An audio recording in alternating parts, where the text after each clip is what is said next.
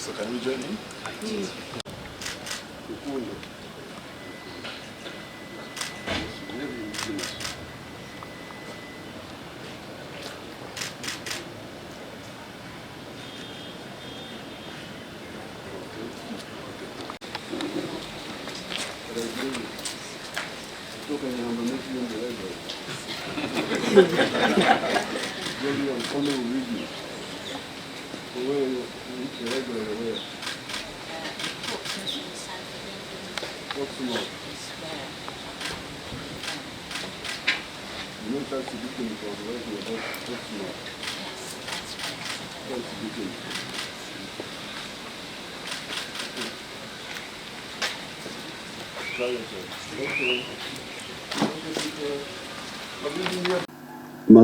Masco, which means hope. I hope you know that. Masco, the name. The only thing I need to sensitize you is our tribal things. The Wachiga say Masco, so me I say Matsko. But those are our local tribal things. You also have some tribal things in UK. I think Joy told me that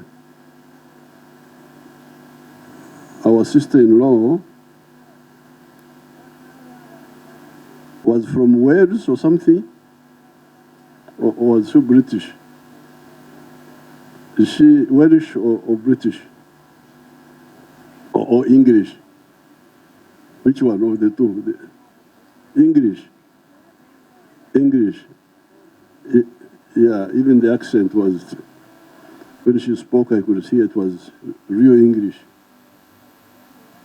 So I met Kanyeihamba first time when we had a big debate at Makerere University.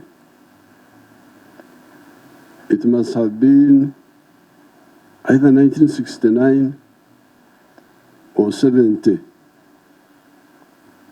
This debate involved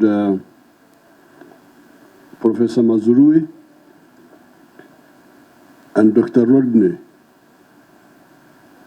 Professor Mazurui was a reactionary, according to our language. And Rodney was a revolutionary, so we had two groups. This was must have been 69. I was either third year in the university in Dar es Salaam, or I had just finished. So I was also part of the group there. And we had, that's when there was a big clash between Rodney and Mazurui, where Mazurui said, I am not in conflict with Rodney. Then Rodney, when he stood up, he said, no, we cannot be in conflict because we are not in touch. We are talking about totally different things. That's why it has never left my mind. And Kanyeihamba was there, that he was a big lawyer. He was older than us. He must have been like 90 now. How old was he now? 85. is just young, a few years just ahead of me. But he had already finished his studies while we were just finishing. So that was my first time to see him. Then I didn't see him again. This was 1969, 70, until 1979, when we kicked out Idi Amin here. Then Professor Rule appointed him, I think as what? As Attorney General or what? Professor Rule. So he was with us in the cabinet. I was in that cabinet also for just 69 days, 68 days. So you can see how dramatic Uganda is. Uganda is really not dull. It's quite. So we had a government of only 68 days. And I think when we elected Benaisa, Kanyeihamba didn't continue. I don't think so. So he then, we were not. Then the next time I saw him, but it was for a short period, because 2 years, 79, 80, then went into the elections, and then we went to fight, 81 now. So when we went to fight, that's when I saw Kanyeihamba again. In the UK now, that's why I found him. He was in our external committee. He was part of that effort. Then when we came into government, he came and we became part of the government. And then when we expanded the NRC, he was elected in Rwanda as member of parliament for Rwanda. So then thereafter he continued in government, then later on as a judge of the High Court. So you, the children, you need to know, and the grandchildren, these are grandchildren. These are small Kanyeihambas. How many are they, these small ones? All together? 4. Oh, that's what is very important. The people of this area, when Christianity came, they brought us a new idea that when we die, we go to heaven. So that possibility is there of going to heaven after death. So in that case, George must be somewhere now in another realm. But before that concept, our own concept was longevity, eternity was through the children. That was our concept. We were eternal through children. So in that case, while I am waiting for the other resurrection, where I also look forward to resurrect, but in the meantime, I'm very happy to be here and to see the resurrection here. Because Kanyeihamba left these wonderful people. How many are you? 2? Oh? No, the children. The Matsuko, Matsuko and Nyakwezi. You know what Nyakwezi means? What does it mean? The moonlight. The moonlight. So we have Matsuko and Nyakwezi. There's a third one. What is her name? Katunji is a boy. Oh, that's the name of a husband. Katunji is a Katunji.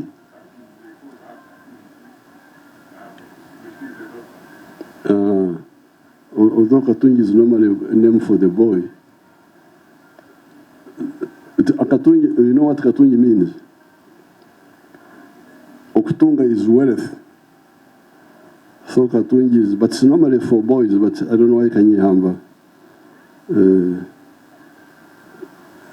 So the three of you are part of the resurrection of Kanyeihamba, according to our old concept. And now you have also not let us down.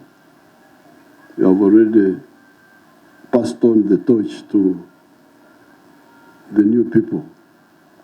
So we are when I got the information, I put something in the social media, exactly what I'm saying now, to say we are very happy to have been associated with Professor Kanyeihamba.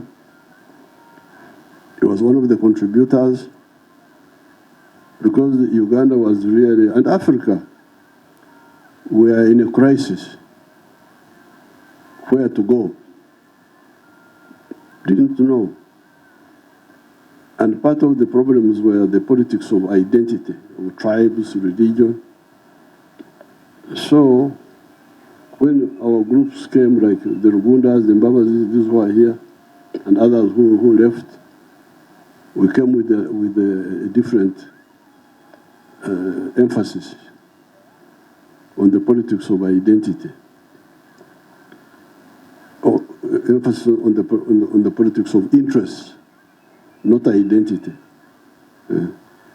We're emphasizing politics of interest. You in the UK, at that time, in Europe generally, you are calling it class politics.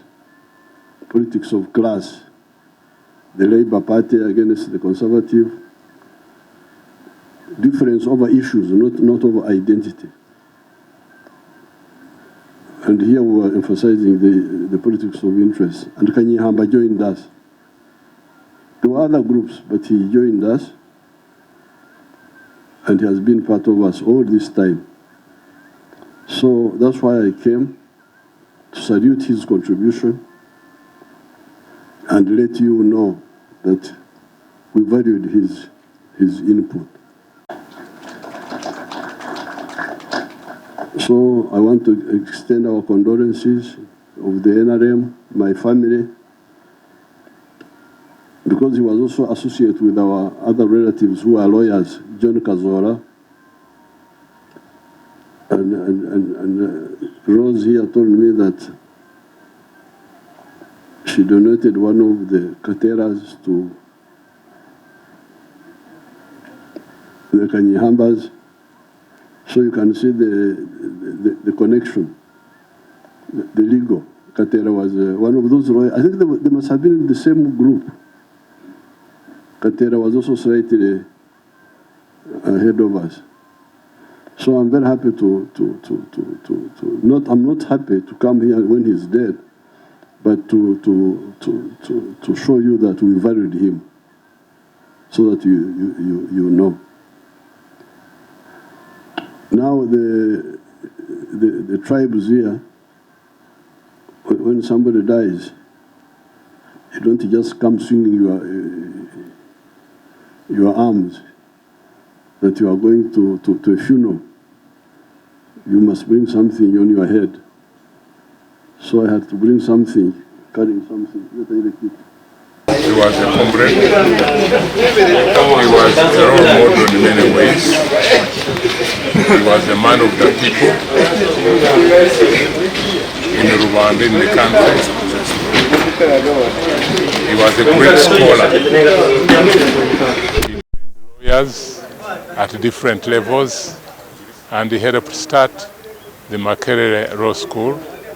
And of course, as you know, he eventually became a member of the Supreme Court of Uganda. He also was a judge of the African Court for Human and People's Rights. So George Kanyeihamba was a great individual for the country and for the international community.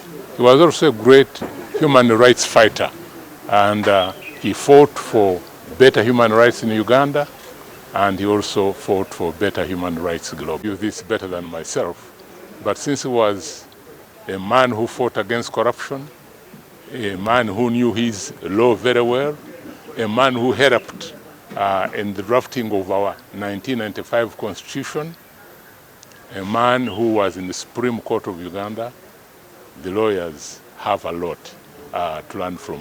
He also wrote many books, over 30 books. Many of these books concern law. Therefore, lawyers should read his works and should read his judgments and should emulate his example.